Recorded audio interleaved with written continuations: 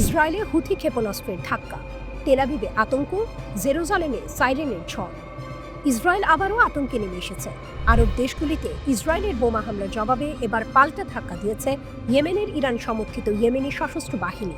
তারা একটি ব্যালিস্টিক ক্ষেপণাস্ত্র নিক্ষেপ করে যা তেল আবিব এবং জেরুজালেম সহ মধ্য ইসরায়েলে আঘাত তারা একটি ব্যালিস্টিক ক্ষেপণাস্ত্র নিক্ষেপ করে যা তেল আবিব এবং জেরুজালেম সহ মধ্য ইসরায়েলে সাইরেন বাজায়।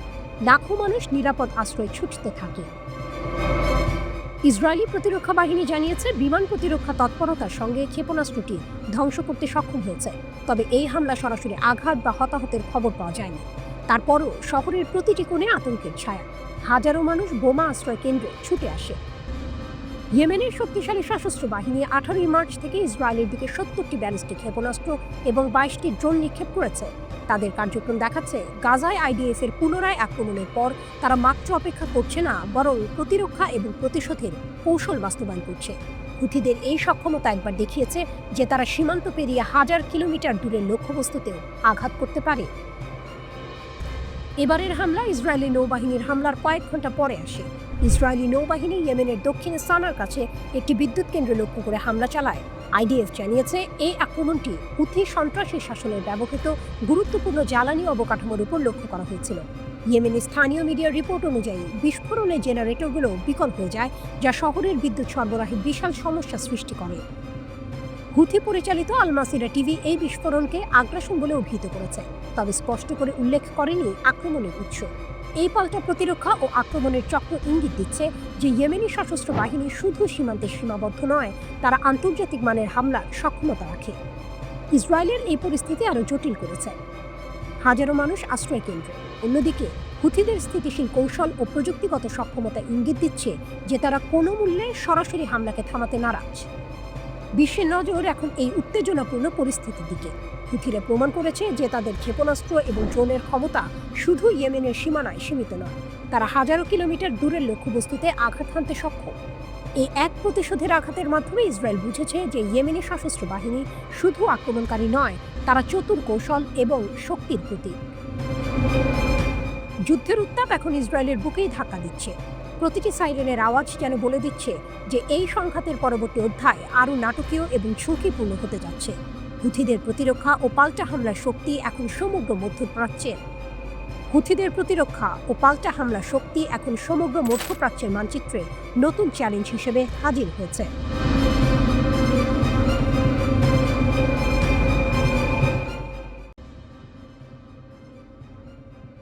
সবকিছু যেন থমকে গেল ইসরায়েলের আকাশে। বেন গুরিয়ন বিমানবন্দরে ফ্লাইট বন্ধ, সতর্কতা সাইরেন প্রতিটি শহরে বাজছে, নেতানিয়াহু থেকে তেল আবিব, আল কুদস পর্যন্ত। এই নাটকীয় পরিস্থিতি সৃষ্টি করেছে ইয়েমেনের সশস্ত্র বাহিনী, যাদের সামরিক শক্তি এখন এক নতুন মাত্রায় পৌঁছেছে। ইয়েমেনের ব্রিগেডিয়ার জেনারেল ইয়াহিয়া সারি টেলিভিশনে ঘোষণা করেন, বেন গুরিয়ন বিমানবন্দর লক্ষ্য করে একটি বড় সামরিক অভিযান পরিচালিত হয়েছে। হাইপারসনিক প্যালেস্টাইন 2 ক্ষেপণাস্ত্র ব্যবহার করে তারা বিমান চলাচল বন্ধ করে দিয়েছে। লক্ষ লক্ষ ইসরায়েলি বসতি স্থাপনাকারীকে আশ্রয় কেন্দ্রে পাঠানো হয়েছে। ইয়েমেন শুধু গাজার পাশে দাঁড়াচ্ছে না, তারা সরাসরি ইসরায়েলের অন্তঃসীমায় আঘাত হানছে। সারি বলেন, গাজার বিরুদ্ধে 2 বছরের ইসরায়েলি নৃশংসতা এবং ইয়েমেনের ওপর আগ্রাসনের প্রতিশোধ হিসেবে আমরা এই অভিযান চালালাম। আমাদের লক্ষ্য গণহত্যামূলক অপরাধের প্রতিশোধ নেওয়া। এই কথার মধ্যে যেন যুদ্ধের গভীর কণ্ঠে প্রতিধ্বনি। ইয়েমেনের সশস্ত্র বাহিনী এখন শুধু প্রতিরোধ নয়, আক্রমণেও দক্ষ। তারা ইতিমধ্যে হাইফা, আল নাকাব মরুভূমি, উম্মে আল রাশরাশ এবং বিয়ার আল সাবেতেও 6টি গুরুত্বপূর্ণ লক্ষ্যবস্তুতে ড্রোন হামলা চালিয়েছে। নতুন আঘাত শুধু শুরুর ইঙ্গিত, এটি গাজার সাথে সংহতি প্রকাশের এক ভয়ঙ্কর বার্তা। ইসরায়েলি সামরিক সম্প্রচার জানিয়েছে, গত 5 মাসে ইয়েমেন ইসরায়েল অভিমুখে 70টি রকেট নিক্ষেপ করেছে, গড় করে প্রতি 48 ঘন্টায় এক আঘাত। এমনকি প্রতিটি আঘাতের সাথে তারা এক উচ্চ মূল্যবান লক্ষ্যকে একনিষ্ঠভাবে ভাঙছে। এটা দেখাচ্ছে ইয়েমেনের সশস্ত্র বাহিনী এখন পরিমাপহীন শক্তি হিসেবে আবির্ভূত হয়েছে। এদিন বেন গুরিয়ন বিমানবন্দরের সাময়িক বন্ধের খবর সাংবাদিকদের মাধ্যমে ছড়িয়ে পড়ে। মিডিয়া সূত্র জানায়, ইয়েমেন থেকে ক্ষেপণাস্ত্র নিক্ষেপের পর 200টিরও বেশি স্থানে সতর্কতা সাইরেন বাজানো হয়েছে। বিমানবন্দর বন্ধ হওয়া মাত্রার মধ্যে ইসরায়েলের প্রতিরক্ষা ব্যবস্থা হুঁশিয়ার হয়েছে, কিন্তু হাইপারসনিক ক্ষেপণাস্ত্রের ভয় দেখাতে পারবে কেবল রেডিও সতর্কতায়। এই অভিযানকে সারি উচ্চমানের সামরিক কৌশল বলে আখ্যায়িত করেছেন। ইয়েমেনের সশস্ত্র বাহিনী শুধু প্রতিরোধ নয়, তারা আক্রমণেও দক্ষ। তাদের লক্ষ্য স্পষ্ট, গাজার সমর্থনে ইসরায়েলের উপর চাপ বৃদ্ধি করা। তারা প্রতিশ্রুতি দিয়েছে গাজার অবরোধ উঠিয়ে না গেলে বা আগ্রাসন বন্ধ না হলে সামরিক চাপ অব্যাহত থাকবে। পুরো পরিস্থিতি এক নতুন নাটকীয় অধ্যায় খুলে। ইয়েমেনের ক্ষেপণাস্ত্র হামলা, ড্রোন আক্রমণ এবং হাইপারসনিক প্রযুক্তি সব মিলিয়ে ইসরায়েলের আকাশে অস্থিরতা, জনগণের মধ্যে আতঙ্ক এবং প্রতিরক্ষা বাহিনীর তীব্র প্রস্তুতি।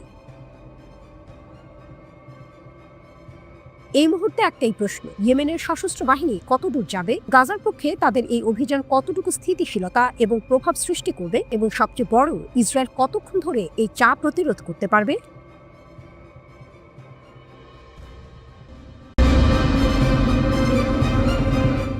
সম্ভাব্য ইরান যুদ্ধ, ইসরায়েলের আকাশে নতুন আতঙ্ক, আকাশে অদৃশ্য উত্তেজনা, বাতাসে চাপা গুঞ্জন। যুদ্ধের ঢেউ কি আবার ছড়িয়ে পড়তে যাচ্ছে মধ্যপ্রাচ্যের বুকে? গলা নিউজ জানিয়েছে, ইরান কিংবা ইয়েমেনের হুথিদের সম্ভাব্য ক্ষেপণাস্ত্র হামলার ভয়ে ইসরায়েল রাতারাতি জোরদার করছে তাদের বিমান প্রতিরক্ষা ব্যবস্থা, যেন যুদ্ধ এসে দরজায় কড়া নাড়ছে। ইসরায়েলের প্রতিরক্ষা মন্ত্রণালয়ের মহাপরিচালক মেজর জেনারেল আমির বারাম নির্দেশ দিয়েছেন, অ্যারো 3, অ্যারো 4, আয়রন ডোম, ডেভিড স্লিং আর ভূমি ভিত্তিক লেজার সিস্টেম দ্রুত উন্নয়ন করতে হবে। শুধু তাই নয়, বাড়ানো হচ্ছে নতুন রাডার আর গোপন প্রতিরক্ষা প্রযুক্তি।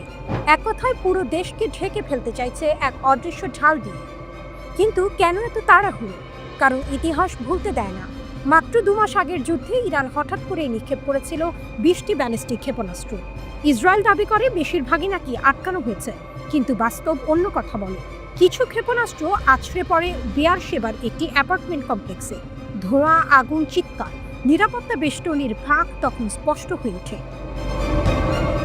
বারামের নির্দেশের ভেতরে তাই ভয়ও আছে, আবার স্বীকারোক্তিও। আর সেই কারণেই মার্কিন সেন্টকমের সঙ্গে জোরদার করছে সহযোগিতা। মনে রাখা দরকার, 2021 সাল থেকে ইসরায়েল সরাসরি যুক্ত হয়েছে সেন্টকমের ছত্রছায়ায়। গত 13 জুন ইসরায়েল ইরানে চালায় আকস্মিক সামরিক অভিযান। লক্ষ্য ইরানের পারমাণবিক স্থাপনা। মুহূর্তেই ধ্বংস হয়ে যায় ল্যাব, বিস্ফোরণে মাটিতে মিশে যান জ্যেষ্ঠ কমান্ডার আর পারমাণবিক বিজ্ঞানীরা। 12 দিনের সংঘাতে ইরানের 1062 জন প্রাণ হারায়, তাদের মধ্যে 786 জন সামরিক আর 276 জন সাধারণ মানুষ। ইরান কি চুপ করেছিল? না, তারা ফিরিয়ে দিয়েছিল জবাব। ব্যালিস্টিক ক্ষেপণাস্ত্র ছুঁড়ে কাঁপিয়ে দিয়েছিল ইসরায়েলের শহর। সেই আঘাতে নিহত হয়েছিল 31 জন বেসামরিক মানুষ আর এক অফ ডিউটি সৈনিক। ইসরায়েল বলে তাদের প্রতিরক্ষা ব্যবস্থা তখন 90% ক্ষেপণাস্ত্র ঠেকাতে পেরেছিল। কিন্তু বিশ্ব জানে, যুদ্ধক্ষেত্রে একটি ফাঁক মানে মৃত্যু, মানে ভাঙন, মানে আঘাত। ইসরায়েল আকাশ ঢেকে দিতে চাইছে লোহা আর লেজার, অথচ ইরান প্রমাণ করেছে তাদের হাতের শক্তি শুধু রকেট নয়, মহাকাশ ছুঁয়ে যাওয়া ব্যালিস্টিক ক্ষেপণাস্ত্র। অ্যারো 3 বা আয়রন ডোম হয়তো শত শত আক্রমণ ঠেকাতে পারে, কিন্তু ইরানের প্রতিটি ক্ষেপণাস্ত্র যেন নতুন ধাঁধা, নতুন শক। আর ইয়েমেনের হুথিদের কথা, সেখানেও তেহরানের ছায়া। একের পর এক মিসাইল ছুটে যাচ্ছে ইসরায়েলের দিকে। আকাশ প্রতিদিনই হয়ে উঠছে যুদ্ধক্ষেত্র। প্রতিরক্ষা ব্যবস্থার স্তূপ গড়ে কি ইসরায়েল সত্যি নিরাপদ, নাকি ইরানের প্রতিটি পাল্টা আঘাত তাদের মনে করিয়ে দিচ্ছে শক্তির লড়াইয়ে অজেয় কেউ নয়? আকাশে যখন লাল অ্যালার্ম বাজে তখন বোঝা যায় মধ্যপ্রাচ্যের মঞ্চে নাটক শেষ হয়নি, কেবল বিরতির পর্দা নেমেছে। ইরান দেখিয়েছে তার শক্তি এক আঘাতে থেমে যায় না। প্রতিটি শত্রুর আকাশে তাদের প্রতিরোধের ছায়া ভাসমান। আর ইসরায়েল আয়রন ডোমের দেয়াল তুলেও সেই ছায়া মুছে ফেলতে পারছে না।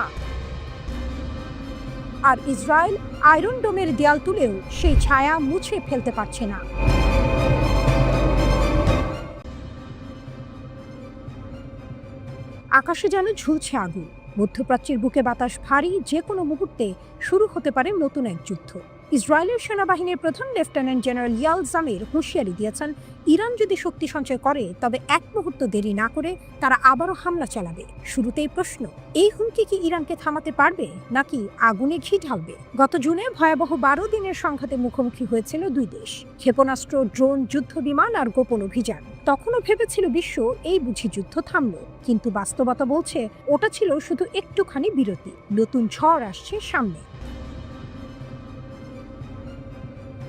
ইসরায়েলের দাবি। জামির গর্ব করে বলেছেন, জুনে তারা যে হামলা চালিয়েছিল সেটি ছিল রাষ্ট্র রক্ষার অপরিহার্য পদক্ষেপ। 13 জনের সেই গোপন অভিযানে ইরানের শীর্ষ সামরিক কর্মকর্তা, পারমাণবিক বিজ্ঞানী ও রাজনৈতিক নেতারা ছিলেন নিশানায়। ক্ষতিগ্রস্ত হয়েছিল ইরানের আকাশ প্রতিরক্ষা ও একাধিক পারমাণবিক স্থাপনা। সেটা শুধু হামলা নয়, ছিল গোয়েন্দা তথ্য, স্যাটেলাইট নজরদারি ও সাইবার আক্রমণের এক যৌথ প্রদর্শনী। ইসরায়েলের বার্তা স্পষ্ট, ইরান যদি আবারও শক্তি অর্জন করে তবে তারা দ্বিধাহীনভাবে আবারও আঘাত হানবে।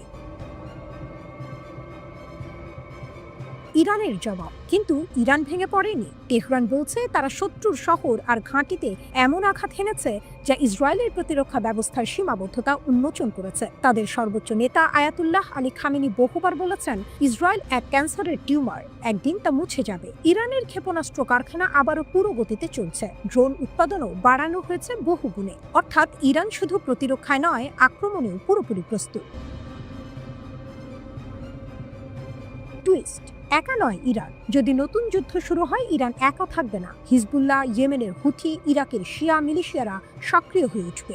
সেই সঙ্গে লেবানন, সিরিয়া আর লোহিত সাগরও পরিণত হতে পারে যুদ্ধক্ষেত্রে। আর তখন শুধু ইসরায়েল নয়, মার্কিন ঘাঁটিগুলোকেও লক্ষ্য বানাতে পারে তেহরান। অর্থাৎ যুদ্ধ যদি ফের শুরু হয়, তা শুধু সীমান্তের লড়াই হবে না, বরং পুরো অঞ্চলকে কাঁপিয়ে দেবে। এই আগুন যদি ছড়িয়ে পড়ে, তার প্রভাব থেমে থাকবে না মধ্যপ্রাচ্যে। তেলের বাজারে ধাক্কা, আন্তর্জাতিক বাণিজ্যে বিপর্যয় আর নতুন মেরুকরণে জড়িয়ে পড়তে পারে পুরো বিশ্ব। অর্থাৎ আগুন জ্বললে তা শুধু তেল আবিব বা তেহরানের নয়, ছুঁয়ে যাবে লন্ডন, ওয়াশিংটন থেকে ঢাকা পর্যন্ত। ইতিহাস বলে, মধ্যপ্রাচ্যের শান্তি কখনো স্থায়ী হয়নি। সামান্য উস্কানি যথেষ্ট, আর যুদ্ধের আগুন ছড়িয়ে পড়ে সর্বত্র।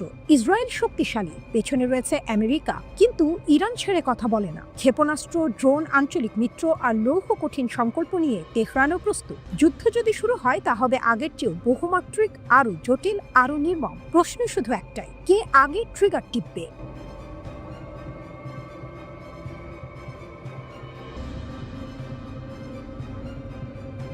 গাজা যুদ্ধক্ষেত্র যেন আগুনে জ্বলছে। একদিকে আইডিএফ এর ভারী আক্রমণ, অন্যদিকে হামাস ও তাদের মিত্রদের পাল্টা ঝড়। আর এই ঝড়ে দেখা গেল এক অভূতপূর্ব দৃশ্য। ইসরায়েলি সেনারা প্রাণ বাঁচাতে দৌড়াচ্ছে, যেন মৃত্যুর হাত থেকে পালানোর প্রতিযোগিতা। অবরুদ্ধ গাজায় গত কয়েকদিন ধরে চলছে ভয়াবহ লড়াই। আইডিএফ গাজা শহর দখলে শপথ নিয়েছে। হামাসকে ধ্বংস করে জিম্মিদের মুক্ত করার প্রতিজ্ঞা করেছে তারা। কিন্তু যুদ্ধক্ষেত্রের বাস্তবতা অন্য গল্প বলছে। হামাসের সামরিক শাখা আল কাসাম ব্রিগেড যেন গোপন ছায়ার মতো আঘাত হেনে চলেছে একের পর এক। স্নাইপারের নিশানা। হামাস প্রকাশ করেছে এক ভিডিও। সেখানে দেখা গেল একজন যোদ্ধা স্নাইপারের নিশানায় ধরলেন এক ইসরায়েলি সৈন্যকে। সৈন্যটি ট্যাঙ্ক পরিচালনা করছিল। মুহূর্তেই গর্জে উঠল গুলি। শত্রুপক্ষের বুক কেঁপে উঠল সেই দৃশ্যে। আর জায়গাটির নাম গাজার আল সুজাইয়ার বাগদাদ স্ট্রিট। এই একটি হামলা যেন পুরো যুদ্ধক্ষেত্রকে নতুন রূপ দিল। মেশিন গানের ঝড়। ভিডিওর আরেক অংশে দেখা গেল আরো ভয়াবহ দৃশ্য। আইডিএফ এর একটি সমাবেশকে লক্ষ্য করে হামাসের যোদ্ধারা মেশিন গান থেকে একসাথে ঝাঁঝরা গুলি ছুড়ল। আতঙ্কে ছুটে গেল ইসরায়েলি সেনারা। আশ্রয় খুঁজে লাফিয়ে পড়ল দেয়ালের আড়ালে, যেন শিকারী বাজ পাখির আক্রমণে ছোট ছোট পাখির ছত্রভঙ্গ হয়ে যাওয়া। ট্যাঙ্ক ও যানবাহন ধ্বংস। আল কাসামের ভিডিওতে দেখা গেছে শুধু সৈন্য নয়, ইসরায়েলি সামরিক যানবাহনও রেহাই পায়নি। টার্গেট করে চালানো হয় বিস্ফোরণ ও গুলি। দাউ দাউ করে জ্বলতে থাকে কিছু সাঁজোয়া যান। যুদ্ধের মানচিত্রে এই ছবি স্পষ্ট করে দিল, গাজায় ইসরায়েলি সেনাদের পথ মসৃণ নয়। মিত্রদের আক্রমণ। শুধু আল কাসাম নয়, আরেক মিত্র গোষ্ঠী আল নাসির সালাহ আল দিন ব্রিগেডও আক্রমণের দাবি করেছে। তারা জানায়, গাজার আল জাইতুন এলাকার দক্ষিণে আইডিএফ এর সৈন্য ও যানবাহনের উপর হামলা চালিয়েছে। অর্থাৎ যুদ্ধ এখন বহু ফ্রন্টে ছড়িয়ে গেছে। অনিশ্চিত ক্ষয়ক্ষতি। হামাসের দাবি একের পর এক হামলা সফল, কিন্তু ইসরায়েলি সেনারা হতাহতের শিকার হয়েছে কিনা তা স্পষ্ট করে জানা যায়নি। তবুও যুদ্ধক্ষেত্রের ভিডিও প্রমাণ দেখাচ্ছে আইডিএফ সৈন্যরা প্রাণ বাঁচাতে পালিয়েছে। আর এই দৃশ্য ইসরায়েলি সেনাবাহিনীর অজেয় ভাবমূর্তিকে ভেঙে দিয়েছে। ইসরায়েলের শপথ বনাম গাজার বাস্তবতা। তেল আবিব বারবার বলছে গাজা শহর দখল করবে, হামাসকে ধ্বংস করবে, কিন্তু আল কাসামের ভিডিও আর মিত্রদের হামলার খবর দেখাচ্ছে ভিন্ন চিত্র। ইসরায়েলি সৈন্যদের জন্য গাজা আজ মৃত্যুর ফাঁদ। প্রতিটি গলি, প্রতিটি অলি যেন লুকিয়ে রাখা এক একটি আগুন। ইসরায়েল প্রবল শক্তি নিয়ে এসেছে, কিন্তু হামাস ও তাদের মিত্ররা অদম্য প্রতিরোধে রুখে দাঁড়িয়েছে। যেখানে আইডিএফ ভেবেছিল সহজ জয় পাবে, সেখানেই তারা দৌড়ে পালাচ্ছে। গাজার আকাশে আগুন, মাটিতে ধোঁয়া, আর প্রতিটি দৃশ্য বলছে এক কথাই, হামাস এখনো ভেঙে পড়েনি, বরং আরও শক্ত হয়ে উঠছে।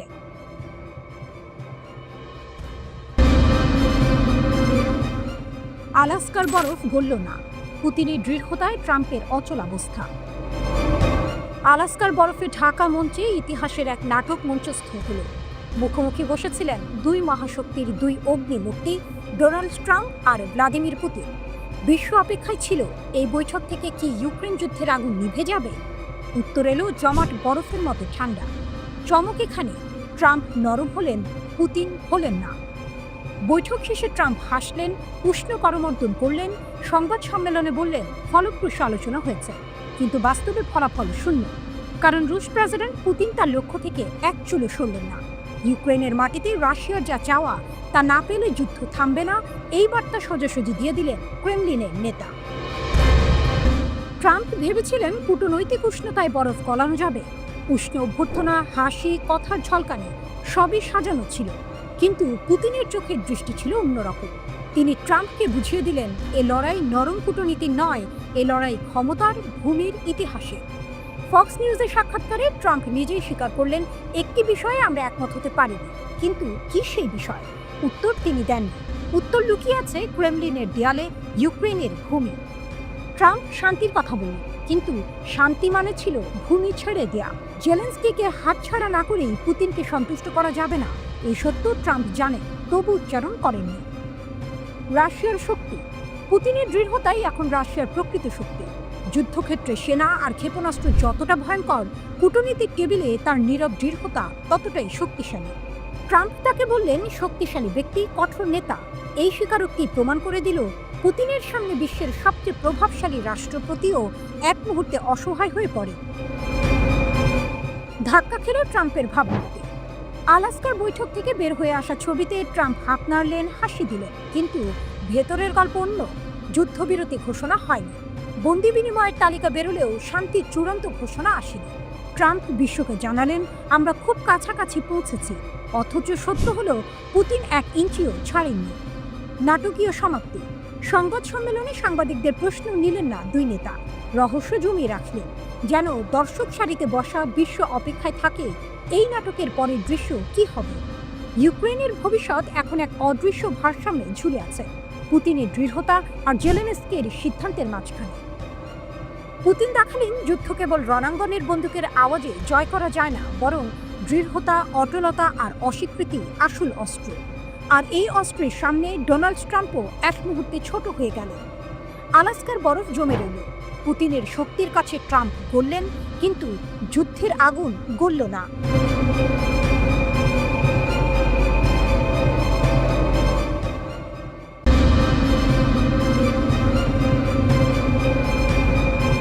আলাস্কার বরফে গলা যুদ্ধ, মস্কোর হৃদয়ে বাজল বিজয়ের ঢাক। আলাস্কার বরফে ঢাকা অ্যাঙ্করেজ শহর। সারা বিশ্ব তাকিয়েছিল এক বৈঠকের দিকে। টেবিলের দুই পাশে মুখোমুখি বসেছিলেন মার্কিন প্রেসিডেন্ট ডোনাল্ড ট্রাম্প আর রুশ প্রেসিডেন্ট ভ্লাদিমির পুতিন। 3 ঘন্টার সেই রুদ্ধশ্বাস বৈঠক শেষ হতেই পৃথিবী জুড়ে শুরু হলো বিশ্লেষণের ঝড়, কিন্তু মস্কোতে সেখানে ঢাক বাজল বিজয়ের। রাশিয়ার প্রভাবশালী রাজনীতিকরা ঘোষণা দিলেন এই বৈঠক শুধু এক বৈঠক নয়, এটা রাশিয়ার কূটনৈতিক জয়ের প্রতীক, আর ইউক্রেন ও তার ইউরোপীয় মিত্রদের জন্য এক নিঃশব্দ পরাজয়। রয়টার্স জানায় বৈঠক শেষ হওয়ার পরপরই মস্কোর রাজনীতিকরা আনন্দে উচ্ছ্বসিত প্রতিক্রিয়া দিয়েছেন, আর গার্ডিয়ান লিখেছে পুতিন কোনো ছাড় দেননি। ট্রাম্প যুদ্ধবিরতির দাবি তুললেও তা প্রত্যাখ্যান করেছেন। তবুও রাশিয়ার ওপর নতুন কোনো নিষেধাজ্ঞা আসেনি, যেন অদৃশ্য এক খেলার মাঠে রাশিয়া হাসছে আর পশ্চিম নীরব। কঠোর মনোভাবের জন্য পরিচিত রাশিয়ার সাবেক প্রেসিডেন্ট দিমিত্রি মেদভেদেভ টেলিগ্রামে লিখলেন, এই বৈঠক প্রমাণ করল শর্তহীন আলোচনা সম্ভব, যে সত্যটা মস্কো বারবার বলে এসেছে। যুদ্ধ যখন ইউক্রেনে তীব্রতর হচ্ছে, তখনই এই দৃশ্য বিশ্বকে চোখে আঙুল দিয়ে দেখালো রাশিয়ার অবস্থান কতটা দৃঢ়। যুদ্ধ যখন ইউক্রেনে তীব্রতর হচ্ছে, তখনই এই দৃশ্য বিশ্বকে চোখে আঙুল দিয়ে দেখালো রাশিয়ার অবস্থান কতটা দৃঢ়। আরেক শক্তিশালী কণ্ঠস্বর পুতিনের দল। ইউনাইটেড রাশিয়ার আইন প্রণেতা আন্দ্রেই কিসাস। তার ভাষায় আলাস্কার এই বৈঠক রাশিয়ার দীর্ঘমেয়াদী ও ন্যায্য শান্তির আকাঙ্ক্ষা নিশ্চিত করেছে। এরপর আরও সরাসরি বললেন এটা রাশিয়ার সফলতা আর ইউক্রেন ও ইউরোপীয় মিত্রদের পরাজয়। যারা এতদিন শর্তহীন যুদ্ধবিরতির জন্য চাপ দিচ্ছিল তারা আজ কার্যত হাত গুটিয়েছে। রিসাস লিখলেন, বিশেষ সামরিক অভিযানের কাজগুলো সম্পন্ন হবে, চাই সামরিক উপায়ে, চাই কূটনৈতিকভাবে। ইউরোপের নিরাপত্তার নকশা মস্কো এঁকেছে, আর সেটাই সবাইকে মেনে নিতে হবে। এক ধরনের ঘোষণা, এক ধরনের রায়। 3 ঘন্টার বৈঠকে যুদ্ধবিরতি বা শান্তি চুক্তি হয়নি, কিন্তু দুই নেতা মুখে মুখে বললেন আলোচনা ফলপ্রসূ হয়েছে। তারপর করমর্দন, হাসি আর সংক্ষিপ্ত বিবৃতির পর যার যার উড়োজাহাজে চড়ে ফেরত গেলেন নিজ নিজ দেশে। রাশিয়ার রাষ্ট্রীয় টেলিভিশন চ্যানেল 1 বৈঠকের নাটকীয় দিকগুলো সামনে আনল। লাল গালিচা, করমর্দন, ক্যামেরার ঝলকানি, সব যেন এক রাজনৈতিক থ্রিলারের দৃশ্য। 2022 সালে ইউক্রেনে পূর্ণমাত্রায় হামলার পর পশ্চিমারা যাকে একঘরে করার চেষ্টা করেছিল, সেই পুতিনকে বিশ্ব দেখল অভ্যর্থনার আসনে। আলাস্কা থেকে চ্যানেলের প্রতিনিধি জানালেন দুই নেতা অনেক বিষয়ে একমত হয়েছেন, তবে সব প্রকাশ করা হয়নি। যেন গোপন অধ্যায়ের ইঙ্গিত, যা হয়তো কাল নতুন নাটক মঞ্চস্থ করবে। যেন গোপন অধ্যায়ের ইঙ্গিত, যা হয়তো কাল নতুন নাটক মঞ্চস্থ করবে। রাশিয়ার সংসদের উচ্চকক্ষের বৈদেশিক সম্পর্ক কমিটির প্রধান কনস্টান্টিন কোসাচভ লিখলেন, এই বৈঠক উভয় প্রেসিডেন্টের জন্য এক যৌথ সাফল্য। তারা যা অর্জন করেছেন এই মুহূর্তে তার চেয়ে ভালো কিছু সম্ভব ছিল না। তবে সবার কণ্ঠ এক ছিল না। ইউক্রেন যুদ্ধপন্থী ব্লগার ওয়ার গঞ্জো মন্তব্য করলেন, বৈঠক হয়েছে কিন্তু দৃশ্যমান ফল আসেনি। তার ভাষায়, যদি রাশিয়া আবার ইউক্রেনের লক্ষ্যবস্তুতে আঘাত শুরু করে, ট্রাম্প আবার নিষেধাজ্ঞার তাস খেলতে পারে। তখন প্রশ্ন উঠবে, অন্তহীন আলোচনার জন্য রাশিয়া কি তার সামরিক অভিযান থামাবে? বাইরে থেকে শান্তির ছবি, ভেতরে অগ্নিগর্ভ বাস্তবতা। তবুও আলাস্কার বরফে জমে থাকা রাতের পর ভোরে মস্কোতে বাজল বিজয়ের সুর। পুতিন কিছু হারাননি, বরং জেতেন কূটনীতির মঞ্চ। আর ট্রাম্প, তিনি হাত মেলালেন, হাসলেন, তবে ইউক্রেনের পক্ষে 1 ইঞ্চিও এগোতে পারলেন না। তিনি হাত মেলালেন, হাসলেন, তবে ইউক্রেনের পক্ষে 1 ইঞ্চিও এগোতে পারলেন না।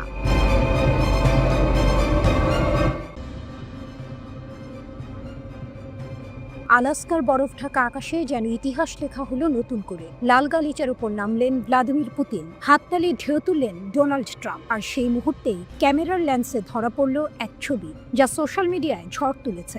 হাঁটু গেড়ে বসে আছেন মার্কিন সেনারা। মনে হচ্ছে তারা রাশিয়ার প্রেসিডেন্টের জন্য লাল গালিচা বিছিয়ে দিচ্ছেন, যেন সমগ্র আমেরিকা নত যেন এক শক্তির সামনে। পুতিন মস্কোর সেই নেতা যিনি 2022 সালের ফেব্রুয়ারিতে ইউক্রেনের বুকে যুদ্ধের আগুন জ্বালিয়েছিলেন। তারপর থেকে পশ্চিমা বিশ্বে তার প্রবেশ যেন নিষিদ্ধ ছিল। আর সেই মানুষই প্রথমবার কোনো পশ্চিমা মাটিতে পা রাখলেন। স্থান যুক্তরাষ্ট্রের আলাস্কা। আর আয়োজন করলেন কে? ট্রাম্প নিজেই।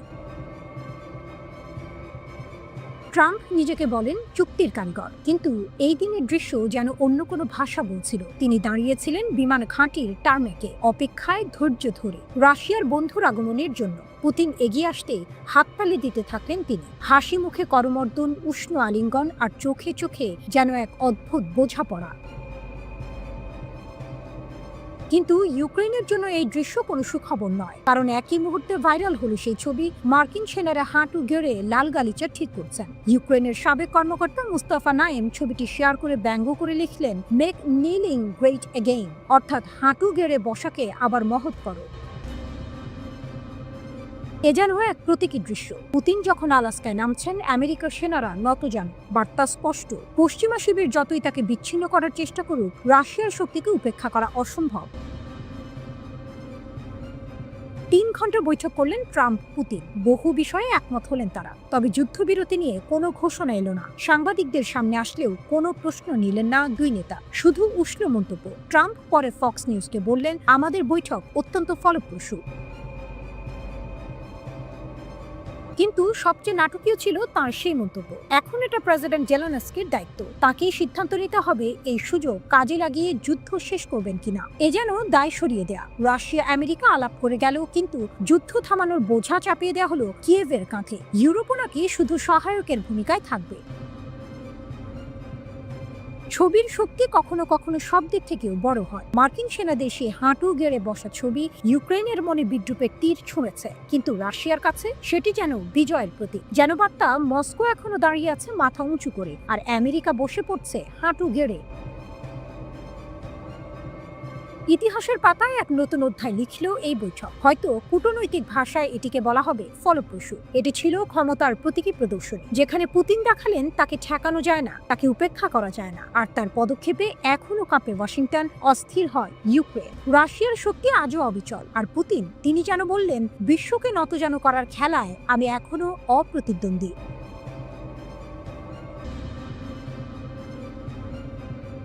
ট্রাম্প পুতিন বৈঠক, ইউরোপের সতর্কতা, ইরানের ছায়া, আলাস্কার বরফের প্রান্তরে এক ছবির মতো দৃশ্য।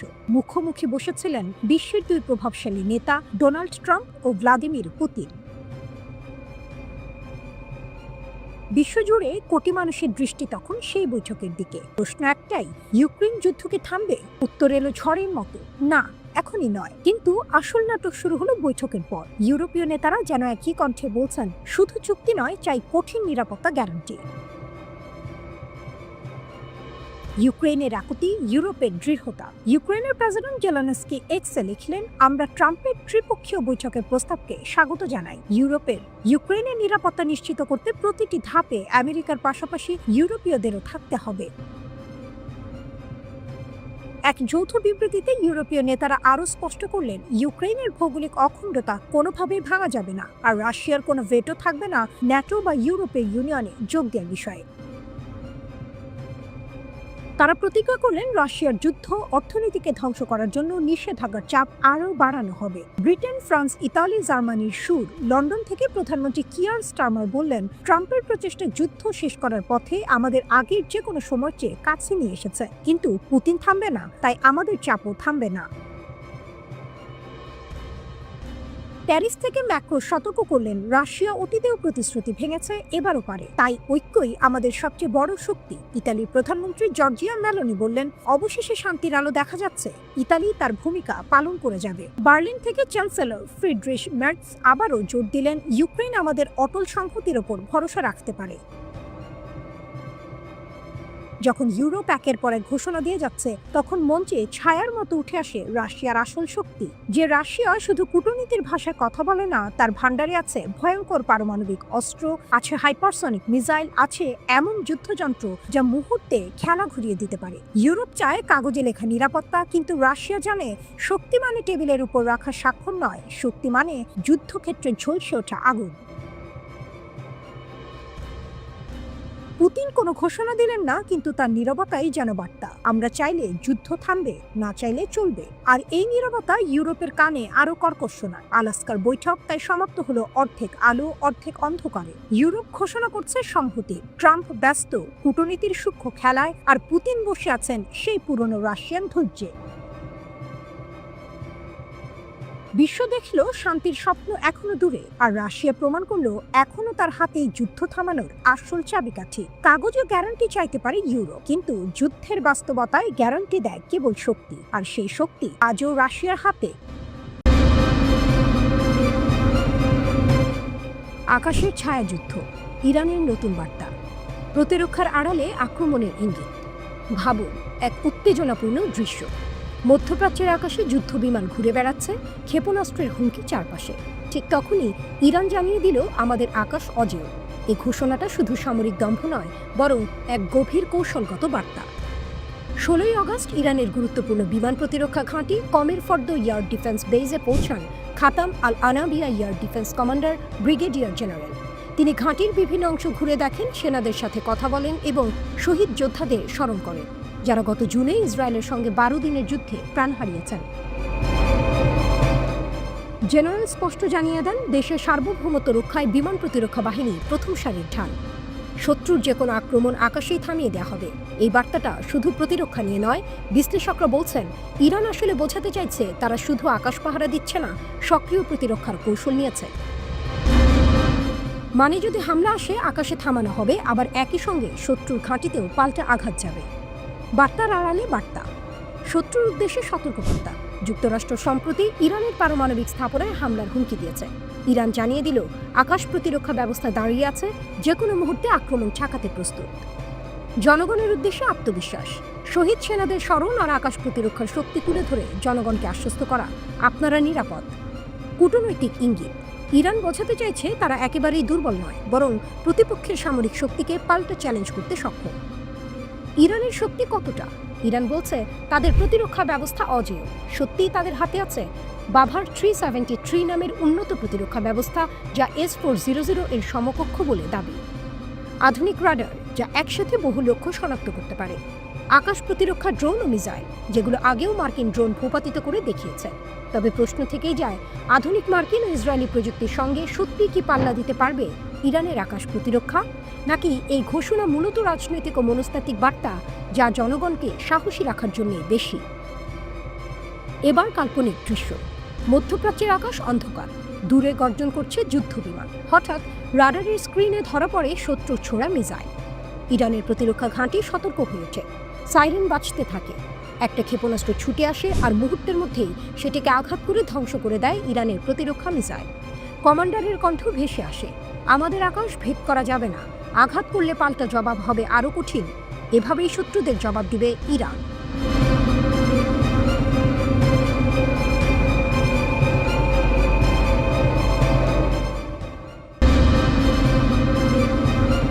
ট্রাম্প বনাম ইরান, প্রতিশোধের এক নতুন অধ্যায়। এক শীতল যুদ্ধের বাতাস বইছে মধ্যপ্রাচ্যে, যেখানে প্রতিটি শব্দই যেন এক একটি বোমা। এর কেন্দ্রবিন্দুতে রয়েছে পারমাণবিক কর্মসূচি, জানিয়ে চলছে ইরান আর আমেরিকার মধ্যে ব্যাপক উত্তেজনা। এই উত্তেজনা আরও বেড়েছে যখন আমেরিকার প্রেসিডেন্ট ডোনাল্ড ট্রাম্প ইরানকে পারমাণবিক অস্ত্র তৈরির জন্য সরাসরি হুমকি দিয়েছেন। কিন্তু ট্রাম্পের এই হুমকির জবাবে ইরানও নীরব থাকেনি। তাদের সেনাপ্রধান major general Abdur Rahim Musavi এক বজ্র কঠিন হুঙ্কার দিয়েছেন, যা আমেরিকার জন্য এক স্পষ্ট সতর্কবার্তা। ট্রাম্পের হুমকি ছিল স্পষ্ট, যদি ইরান পারমাণবিক অস্ত্র তৈরি করে তাহলে তারা আরও হামলার শিকার হবে।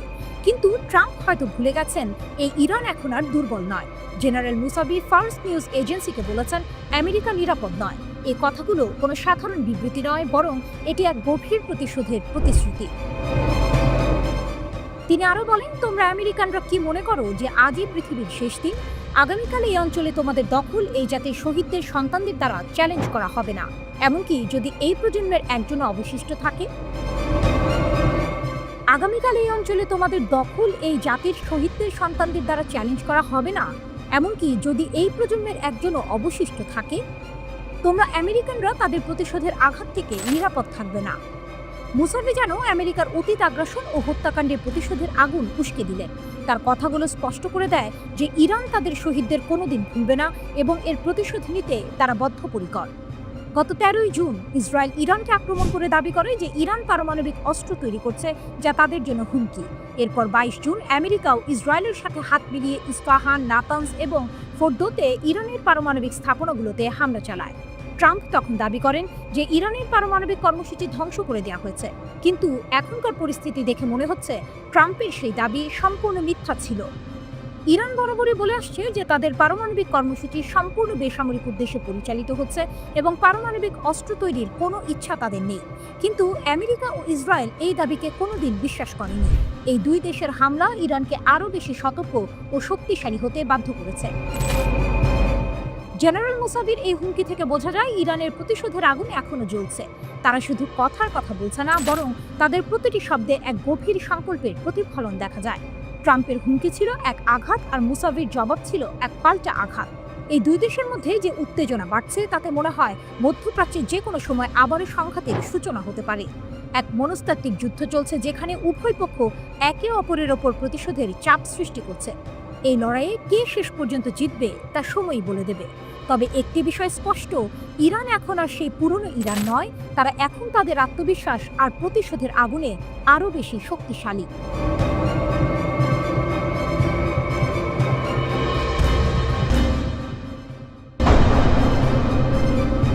মার্কিন যুদ্ধজাহাজ কি বিশাল হুমকির মুখে?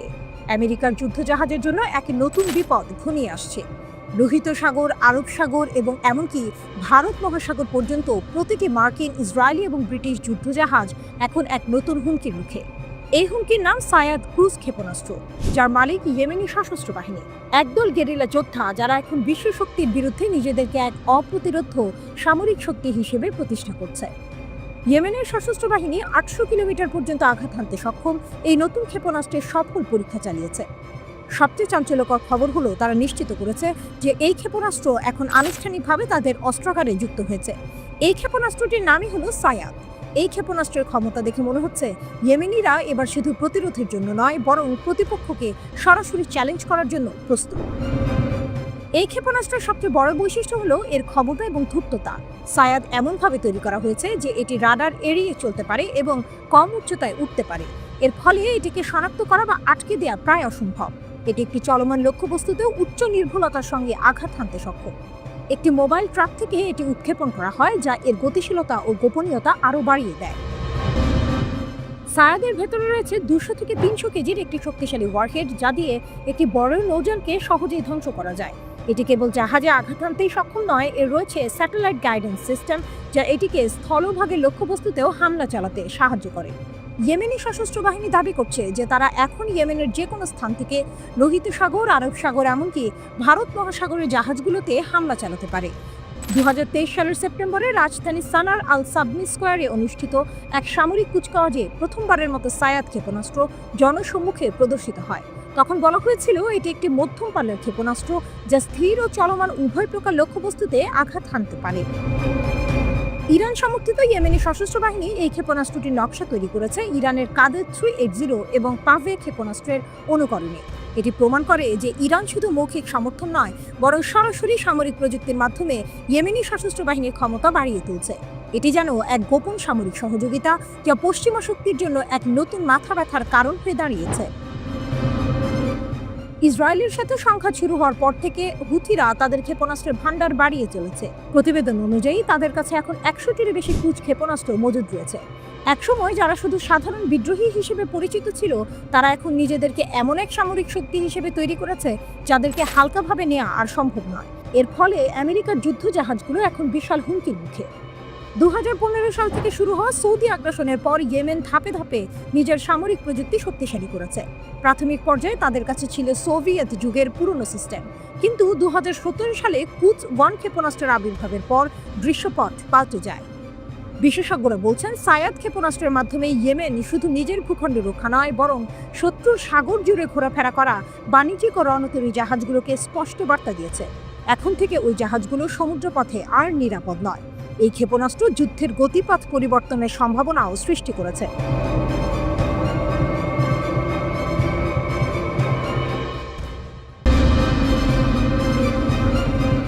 ধ্বংসস্তূপ থেকে ফিনিক্স পাখির জন্ম, ইরানের নতুন হুঙ্কার। তেহরানের পোড়ামাটিতে যখন ধোঁয়া উঠছিল, তখন সারা বিশ্ব ভাবছিল ইরান কি এবার থামবে? ১২ দিনের রক্তক্ষয়ী যুদ্ধ শেষ হয়েছে ঠিকই, কিন্তু শত্রুতার আগুন নেভেনি। ইসরায়েলের একের পর এক হামলা সত্ত্বেও ইরানের পরমাণু স্থাপনার ইউরেনিয়াম সমৃদ্ধকরণ কর্মসূচি বন্ধ করা যায়নি। যে স্থাপনাগুলো ধ্বংস হয়েছে, ইরান যেন সেই ছাই থেকে নতুন করে জেগে উঠতে চাইছে।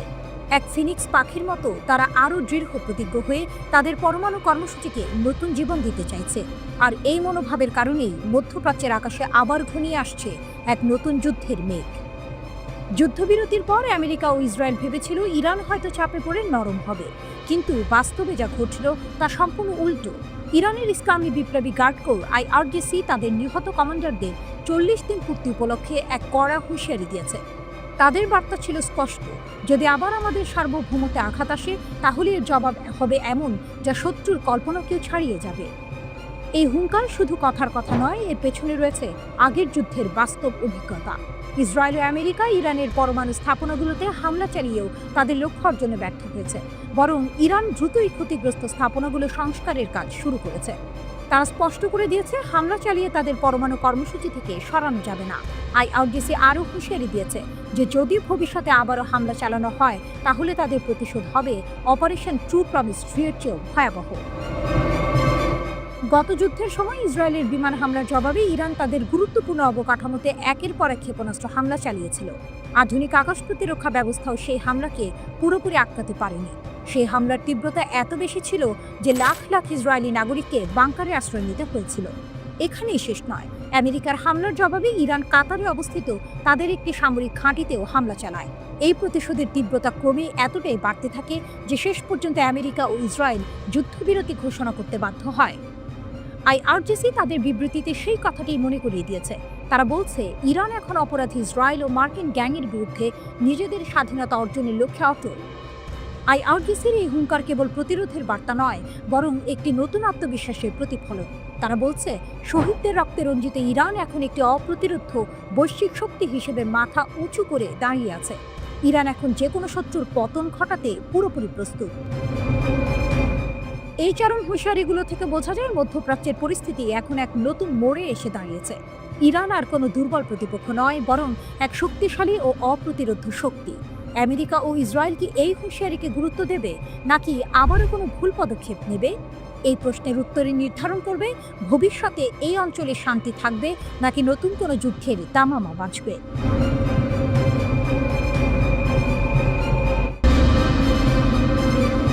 যুদ্ধ থেমেছে, কিন্তু যুদ্ধ জমেছে অদৃশ্য জগতে। যুদ্ধবিরতি সই হয়েছে, মিসাইল থেমেছে, কিন্তু শান্তি আসেনি। গানপাউডারের গন্ধ মিলিয়ে যাওয়ার আগেই নতুন ফ্রন্ট খুলেছে। এবার আকাশে নয়, কিবোর্ডে। ইরান আর ইসরায়েল মুখোমুখি হয়েছে এমন এক যুদ্ধে যেখানে গোলাবারুদ নেই, আছে কোড আর ক্লিকের মারাত্মক আঘাত। দৃশ্যপট বদলেছে, যুদ্ধের রূপ নয়। জুনের ছোট্ট যুদ্ধ শেষ হয়েছে 24 তারিখে। ভেবেছিল সবাই অন্তত কিছুদিনের জন্য শান্তি ফিরবে, কিন্তু যুদ্ধ থামলেও কেবল বাস্তব জগতে। অদৃশ্য সাইবার অমনের লড়াই যেন আরও তীব্র হয়েছে। ইসরায়েলি সাইবার ট্রেড গোয়েন্দা সংস্থা ক্লিয়ারস্কাইয়ের প্রধান বয়াজ দোলভ জানিয়েছেন, যুদ্ধবিরতির পরও ইরান সংযুক্ত হ্যাকাররা মাইক্রোসফট সার্ভারের নতুন দুর্বলতাকে কাজে লাগিয়ে ইসরায়েলি প্রতিষ্ঠানগুলোতে আক্রমণ চালিয়েছে। লক্ষ্য গোপন তথ্য হাতানো এবং সিস্টেম ভেঙে ফেলা। পাল্টাপাল্টি হামলার নাটকীয়তা। এ যুদ্ধে দুপক্ষই সমান আগ্রহী প্রতিশোধে। সংঘাতের সময় ইসরায়েলি সংযুক্ত হ্যাকার দল গঞ্জেশকে দাঁড়ান দিয়ে ইরানের নোবিটেক্স ক্রিপ্টোকারেন্সি এক্সচেঞ্জ থেকে $90 মিলিয়ন হাতিয়ে নিয়েছিল। শুধু তাই নয়, ইরানের বড় দুই ব্যাংক সেপা এবং পাসারগাদের মূল এবং ব্যাকআপ ডেটা সেন্টার অকেজো করে পরিষেবা বিপর্যস্ত করেছিল তারা। ইরানও থেমে থাকেনি। তারা প্রায় 50টি ইসরায়েলি কোম্পানির বিরুদ্ধে হ্যাক অ্যান্ড লিক অভিযান চালায়। টার্গেট কোম্পানির গোপন নথি ফাঁস করে দেওয়া এবং সিস্টেম ধ্বংস করতে ম্যালওয়্যার ঢোকানো। ফলে ইসরায়েলের শক্তিশালী কোম্পানিগুলোকে উদ্বেগে থাকতে হয়েছে। সবচেয়ে বড় ঝুঁকিতে ছোটরা। বড় বড় সামরিক ও প্রযুক্তি কোম্পানির সাইবার প্রতিরক্ষা ভাঙা কঠিন। তাই ইরানিরা কৌশল পাল্টে ছোট দুর্বল ব্যবসাগুলোকে টার্গেট করে। লজিস্টিক্স, জ্বালানি সরবরাহকারী, এমনকি মানব সম্পদ সংস্থাগুলো এর শিকার। এই হামলায় তারা হাজার হাজার ইসরায়েলি নাগরিকের সিভি পেয়েছে, যাদের পটভূমি প্রতিরক্ষা ও নিরাপত্তা সংক্রান্ত। ছোট প্রতিষ্ঠানগুলো এখন প্রতিরক্ষা জোরদারে আগের চেয়ে অনেক বেশি খরচ করছে। কেউ কেউ আর্থিক চাপে দমবন্ধ অবস্থায়। ইরানের অদৃশ্য শক্তি। মিসাইল পরীক্ষার মতো সাইবার যুদ্ধের খবর ইরান খুব একটা প্রচার করে না, কিন্তু তাদের বার্তা স্পষ্ট। শুধু আকাশপথ নয়, অনলাইন দুনিয়াতেও তারা প্রতিপক্ষের গলা চেপে ধরতে পারে। দোলভ স্বীকার করেছেন, ভৌত জগতে যুদ্ধবিরতি থাকলেও সাইবার অঙ্গনে যুদ্ধ অব্যাহত। আর এই যুদ্ধের ফলাফল শুধু সামরিক নয়, আর্থিক, কৌশলগত এবং মনস্তাত্ত্বিক ক্ষেত্রেও প্রভাব ফেলছে। শেষ দৃশ্য, এক অদৃশ্য ফ্রন্ট লাইনের গল্প। একসময়ে যুদ্ধ মানে ছিল সৈনিক, ট্যাঙ্ক আর গোলাবর্ষণ। এখন যুদ্ধ মানে সার্ভার রুম, হ্যাকিং টুলস আর নীরব কমান্ড প্রম্পটে আক্রমণের কোড। ইরান ইসরায়েলের সংঘাতের নতুন অধ্যায় প্রমাণ করে, যুদ্ধবিরতি শুধু এক ধরনের বিরাম চিহ্ন, যা অদৃশ্য যুদ্ধে গিয়ে শেষ হয় না। মিসাইলের শব্দ নেই, ধোঁয়ার কুণ্ডলী নেই, তবু প্রতিটি ক্লিক, প্রতিটি কোডের লাইনই হতে পারে নতুন এক বিস্ফোরণ। আর এই খেলায় ইরান প্রমাণ করছে, তারা শুধু মাঠের খেলোয়াড় নয়, ডিজিটাল যুদ্ধক্ষেত্রেরও এক ভয়ঙ্কর প্রতিদ্বন্দ্বী।